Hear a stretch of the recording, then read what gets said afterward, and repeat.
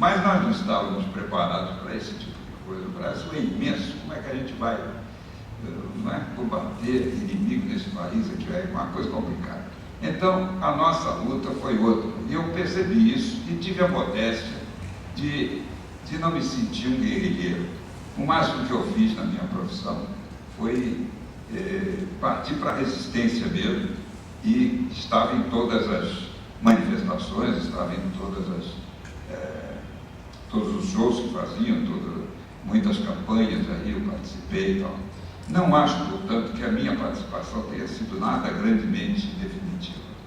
O que eu gosto e percebo hoje, ao estar aqui, inclusive falei agora há pouco com o Boal, quando nós chegamos aqui, estava só o Boal esperando, e eu não vi o público, aí eu digo, meu Deus do céu, será que não vai ter ninguém?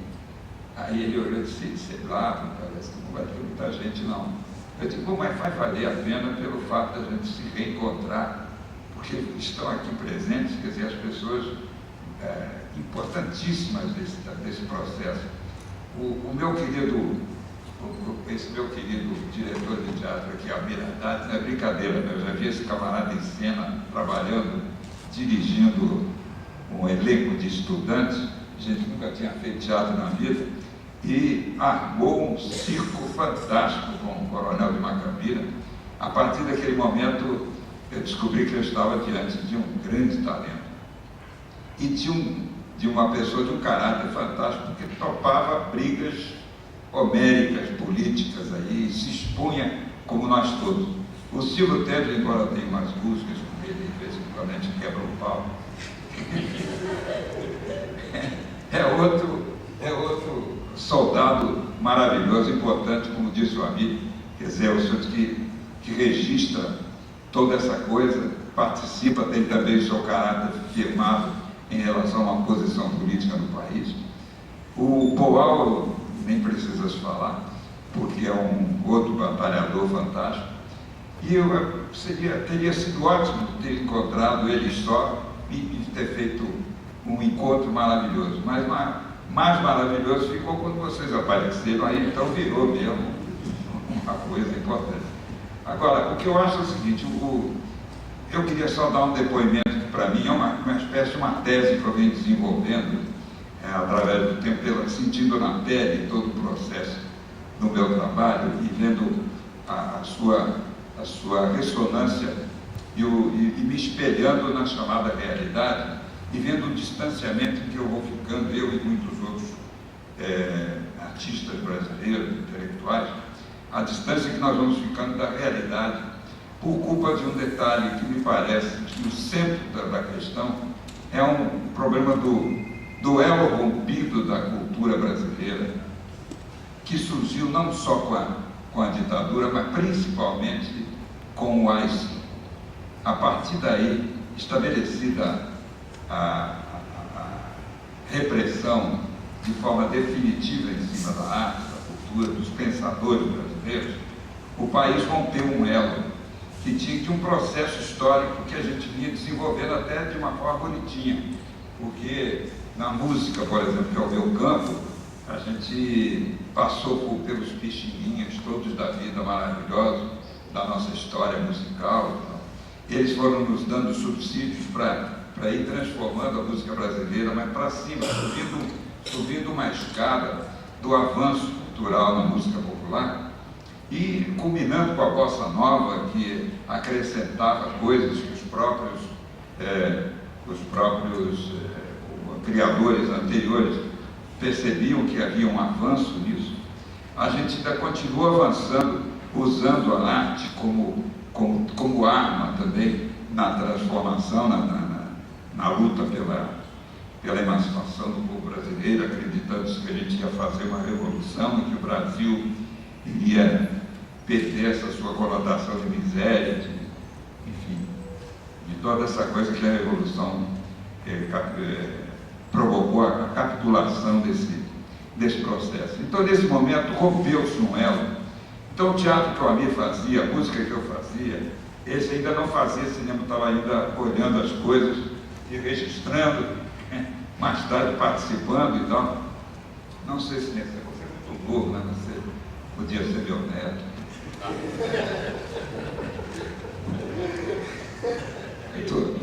Agora, é que eu sou árabe, ele é judeu, então eu não falo conta. Mas é bonita a nossa relação, é ótimo. Então, essa coisa assim que foi motivado por uma coisa muito estranha, que o Brasil, ao mesmo tempo em que tinha aquela censura absoluta, né, ferrenha, também a mídia começava a crescer, a televisão começava a se emancipar de uma maneira extraordinária com o negócio de cadeias, né? Televisão para o Brasil inteiro. Então, o povo brasileiro começou a comprar televisão também, começou a ficar mais barata a televisão. Então, o público da televisão, hoje em dia, você já viu como é que é, o Brasil inteiro assiste televisão.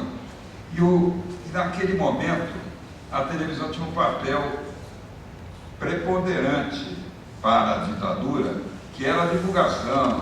Eles eram, na verdade, quase que o porta-vozes da ditadura. E aí, nesse momento, então, não se podia mais. A minha voz ficou proibida, do André ficou proibida, no rádio, na televisão, a de outros grandes músicos da época também foram proibidas. Meus discos começaram a ser recolhidos, e etc. Quer dizer, eu virei uma espécie de exemplo do que estava acontecendo com a cultura brasileira, porque os pensadores, os outros saíram do país, foram expulsos do país, uns saíram por conta própria. Cláudio Rocha se mandou não sei para onde, os poetas se mandaram para outros cantos, né? E ficamos nós aqui meio exilados dentro do nosso próprio país a tentar ver o que é que dá para fazer. Eu descobri uma solução que foi o circuito universitário. Inventei mais ou menos isso e saí cantando para os universitários do país inteiro durante vários anos. Bom, aí eu verifiquei o que é que esse chamado elo unificante da nossa história, tendo sido rompido, o que é que isso causou para a mentalidade do estudante brasileiro, do homem brasileiro. É que, à medida em que eu ia fazendo meus shows, eles iam diminuindo de público. Eu cheguei a ficar num sofá de analista para descobrir se era eu que estava sendo ultrapassado ou se o que estava acontecendo. Aí descobri que o meu trabalho não era tão ruim assim, era melhorzinho um pouco do que o que se estava apresentando na televisão. Eu digo, bom, mas o meu trabalho é melhor do que o que está na mídia. Então, não sou eu que estou ultrapassado, alguma coisa está errada aí. Era esse processo que eu estava presenciando dia a dia, do esvaziamento do público estudantil dentro dos meus shows. Eram lotados no início, vocês não fazem ideia, de pena não ter sido registrado, porque era para a gente poder mostrar agora aqui e vocês viram o que era a estudantada brasileira dos anos 60. Então, mas aí o tempo foi se passando e essa consciência foi se diluindo de tal forma que eles conseguiam subliminarmente ou diretamente, ou sem precisar de subliminar, porque era na porrada. Então, a nossa memória foi se apagando, o estudante foi absorvendo o que a mídia lhe dava em troca, que era uma alienação que vinha de fora, o lixo cultural que mandavam para a gente lá de fora e que acabou fazendo, infelizmente, fez a cabeça das gerações que vieram de lá para cá, e acabamos esquecendo que era música popular brasileira. Não se tem mais hoje os grandes músicos brasileiros, os grandes compositores na mídia. A gente só tem o substrato do cocô, do cavalo, do bandido. Quer dizer, é uma coisa estranhíssima, com raras exceções, porque de repente fica no meio disso um Zeca Pagodinho, que é na minha opinião, um gênio. Acho que ele é um gênio. Você pensa assim uma coisinha ou outra, mas o resto, não é? O trabalho que se está fazendo na música popular é uma coisa terrível, ainda cresce a esse sistema o negócio da pirataria. Quer dizer, ainda tem a pirataria, tem as gravadoras que não querem nada com a gente. Então, nós não existimos, somos realmente os dinossauros que estamos apresentando histórias do passado. Porque o Amir é um lutador danado, consegue fazer o seu teatro na rua. Olha para onde é que ele foi para a rua, coitado. teve que ir para a rua, fazer o seu teatro, que é uma beleza, e é bom que seja na rua, inclusive. O Silvio, eu tentei muito esse programa não, porque ele consegue uns financiamentos aí, faz seus filmes numa boa, e é muito bom que faça, tomara que ele arranje. Eu até estou num filme dele agora como ator, não sei se vocês viram, o filme do Glauber Rocha. Diz que eu estou muito bonito, eu não vi o filme. Mas é isso, gente, olha, eu não quero me estender muito não, porque essa história é longa demais, e eu só queria registrar para vocês que há um problema sério, tanto na música, como no teatro, como no cinema, inclusive o cinema novo, que surgiu naquela época, ele foi castrado também, porque quem é que ia fazer cinema para ser censurado na época? Ninguém, porque o cinema custa muito caro. Fazer uma canção, você faz a canção, canta, se deixarem, você canta, você não perde dinheiro se não cantar. Deixa de ganhar o sustento, a vida, então, mas pelo menos dá para fazer. Mas o cinema não dava, não pintava nenhum produtor que quisesse investir nas ideias políticas que se vinham desenvolvendo no cinema novo. Então, com isso, a nossa cultura foi para o brejo. Isso, o teatro não apareceu mais, você não se via mais em cena as peças de Barbieri. Mais tarde ele apareceu fazendo uma outra coisa. Tá? Houve uma certa resistência, né? Fomos resistentes durante muito tempo, tentamos fazer tudo, driblando censura daqui, censura de lá, mas eles ganharam a guerra, quer dizer, no fundo eles ganharam a guerra. Nós estamos aí marginalizados, hoje estamos aqui diante dessa plateia e de outras que virão nesses 2, 3 dias, e depois seremos esquecidos novamente, porque é essa a vida, acabou o aniversário, já se sopraram as velhinhas, e agora estamos aí voltando ao nosso status quo.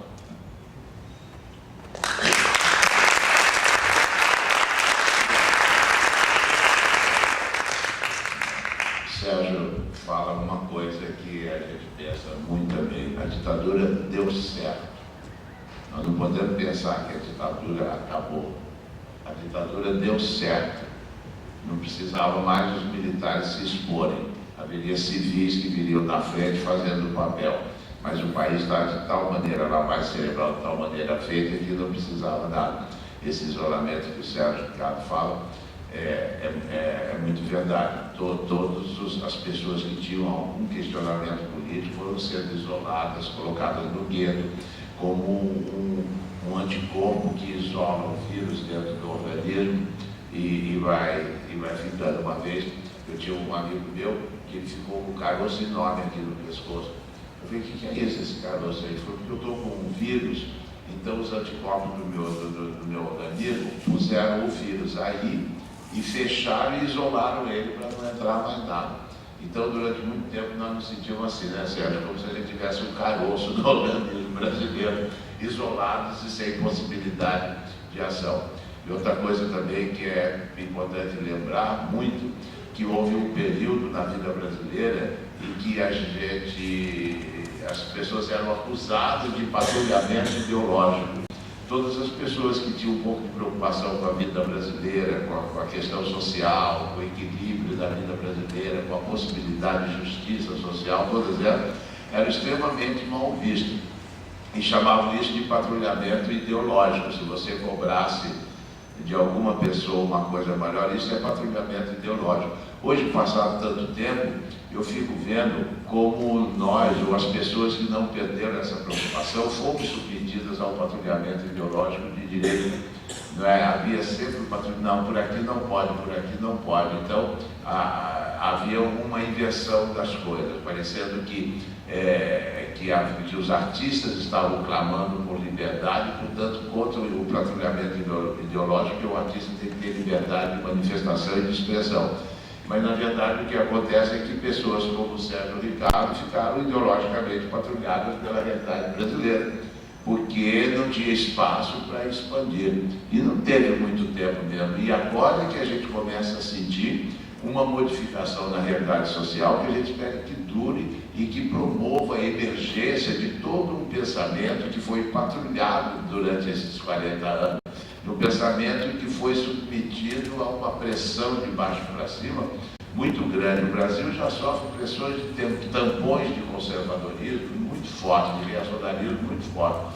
E esse patrulhamento sobre o pensamento político brasileiro foi mais forte ainda, agravou ainda mais essa situação. E agora a gente sente que as coisas tendem a se modificar. Com a eleição do Lula, o pensamento que me vinha da cabeça é assim: eu viajo muito pelo país trabalhando e conheço muita gente interessante no país, muita gente interessante, mas que não consegue emergir de maneira nenhuma por causa desse patrulhamento ideológico, né, que pode chamar de provocação retrô qualquer tentativa de pensar o Brasil politicamente, né? E eu fiquei pensando agora com o governo Lula, mesmo que ele não mexa um dedo para isso, as pessoas que estão isoladas, colocadas no gueto, imobilizadas, vão começar a se manifestar novamente. Uma outra realidade cultural, intelectual, política, cultural, vai poder aparecer aos olhos de todos. E quando eu vejo a extensa movimentação que se faz no país hoje, a partir dessa data de 31 de março, e em relação, por exemplo, até o ano passado, que já era o Lula também no poder, mas só há 3 anos, eu fico imaginando que essas coisas já vão podendo serem vistas, essas pessoas vão emergindo e um outro pensamento vai poder ser feito. Esse espetáculo que nós estamos fazendo, da Nandói, seria impossível há 2 anos atrás no Brasil. Não havia realidade emocional, psicológica, social para que isso acontecesse. Então, eu acho que um caminho se abre. O Sérgio Ricardo participou de todos os momentos, fez músicas dos filmes do Glauber Rocha, fez muita música, grande sucesso, música vocês devem saber cantar e não sabem que é o Sérgio Ricardo, né? É essa história. Então, é isso. Já feito isso, eu acho que agora é a hora de vocês trabalharem um pouco, né? Se mexerem e perguntarem ou falarem, afirmarem o que quiserem, porque faz parte de uma organização dessa que a plateia tenha voz, né? Mesmo que não queira falar, tem voz, não fala se não quiser, não é isso? Bom, então, para falar isso, eu quero falar do seu Temer também, que eu admiro muito as pessoas que têm essa vocação para registro. Nós precisamos de mais desses registros. A memória é fraca, a memória é perversa e a memória é fútil, a memória é infiel, a memória é infiel, é adúltera a memória. E ela pode nos trair a qualquer momento. Só pessoas com essa vocação do registro que podem nos salvar das traições da memória.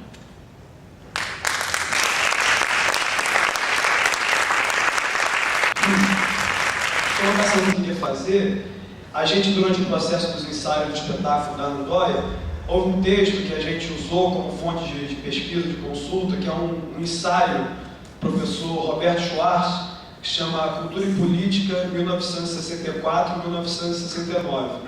E o que ele coloca nesse texto é que de 64 a 68, houve o golpe militar em 64, mas de 64 a 68 houve uma hegemonia cultural da esquerda no país, ou seja, embora houvesse uma ditadura militar de direita, havia nesse momento uma hegemonia dentro da cultura brasileira dos setores progressistas, isso no teatro, no cinema, acho que se reflete na própria trajetória das pessoas que falaram aqui, do Sérgio Ricardo, do Boal, etc. e tal, que atuaram aí nesse momento. E o AI-5, além de ter endurecido a repressão, as torturas, né, e toda a parte, vamos dizer assim, física e material da repressão política, ele inaugurou a era do vazio cultural, né, na sociedade brasileira. Ele foi uma repressão de caráter também profundamente ideológico, né, e a ditadura, a partir daí, vamos colocar assim, que implementou uma política, vamos dizer, cultural, ideológica, extremamente desastrosa, para esse setor que anteriormente ocupava um papel protagonista na cena política, né? Então, o Brasil assistiu nos anos 70 à implantação da indústria cultural, né, da televisão e outras formas de produção cultural em larga escala, né, sem a mínima possibilidade de uma maior liberdade de expressão e sob o jugo de um governo autoritário, né? E a gente acredita que isso produziu reflexos enormes e que até hoje fica muito difícil para a gente retomar, né, e da cultura brasileira ocupar esse papel protagonista na realidade política brasileira diante, né, dessa implementação que houve aí de 20 anos de uma indústria cultural a partir de uma lógica perversa implementada pelo regime militar. E a questão que eu coloco, que é na verdade para todos os componentes da mesa e também para a plateia, é como que é possível hoje, dentro dessa nova perspectiva que a gente coloca, que está colocada hoje para a sociedade brasileira, a gente pensar em restabelecer a conexão entre a produção artística e cultural e um projeto de emancipação política e social do país. Né? Quer dizer, restabelecer essa conexão que havia nos anos 60 entre a produção artística, os agentes culturais e um projeto político e social para o país. Então eu acho que essa é uma necessidade que a gente se coloca no dia de hoje e essa questão que eu queria que fosse discutida aí pelos membros da mesa. Tá? Muito obrigado.